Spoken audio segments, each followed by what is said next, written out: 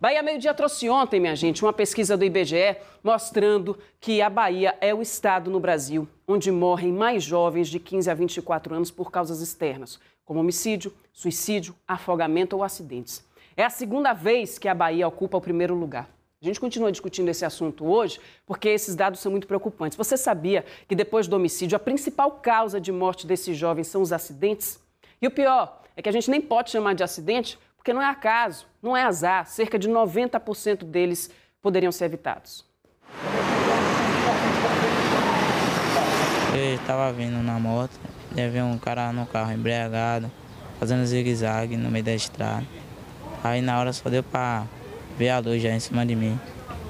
Aí não teve nem como desviar mais. Diogo não tem carteira de habilitação. Na época do acidente, ele tinha só 14 anos, mas costumava pilotar a moto do pai pela zona rural de Santa Bárbara, cidade onde a família mora. No acidente, o irmão mais novo de Diogo, que tinha 11 anos e estava na garupa, teve várias fraturas. E Diogo acabou perdendo parte da perna esquerda. Eu senti já na hora que estava muito machucado. Muito. Como é que foi, Diogo, depois da cirurgia, que você acordou e viu que precisaram tirar, né, fazer a amputação? Fiquei esperando para chegar. Aí ele conversou comigo, aí fiquei tranquilo. O caso de Diogo não é o único. Os dados sobre acidentes assustam e chamam a atenção para a realidade que é preocupante. A cada 13 minutos, uma pessoa morre no Brasil vítima de acidente no trânsito.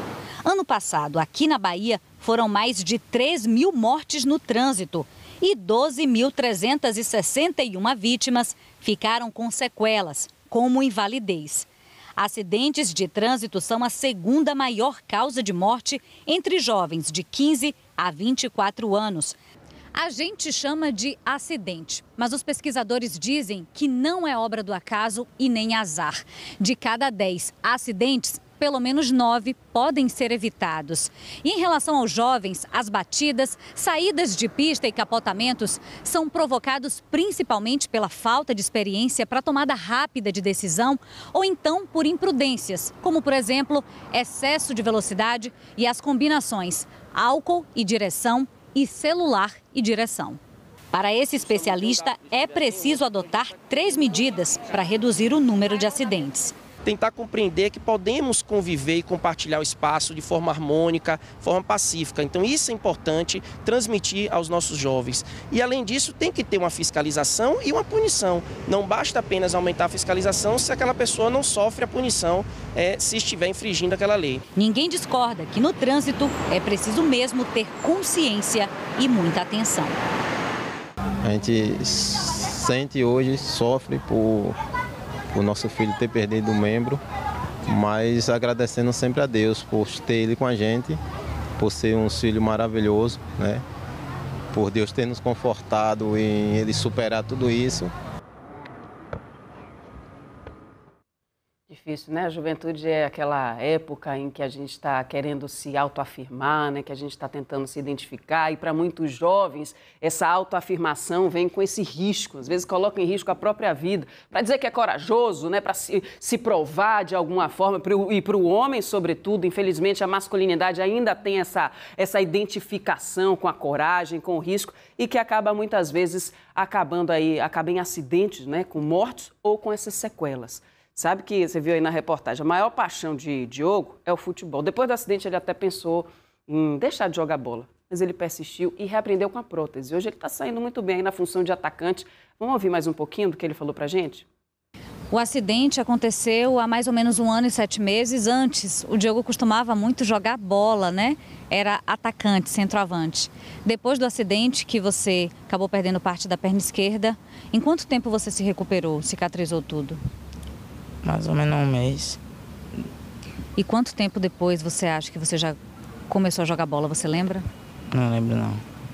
Mais ou menos 1 ano? Mais ou menos 1 ano. Como foi para você, Diogo, começar a jogar bola depois do acidente? Você pensou que você não ia conseguir? Pensei várias vezes. Não ia conseguir mais jogar bola. Várias coisas.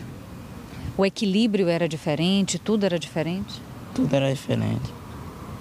Correr com a muleta? Também é diferente. Mas e aí?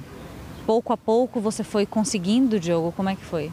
Foi pouco a pouco, foi conseguindo, encontrando meus amigos. Ajuda do professor? Foi.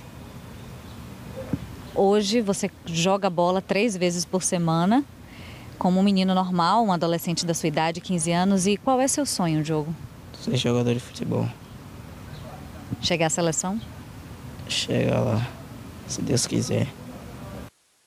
É um desafio, sem dúvida, né? Mas você veja, ele se adapta aí com as próprias muletas, ele vai mantendo esse sonho vivo, o sonho de jogar futebol, segue jogando aí com seus coleguinhas.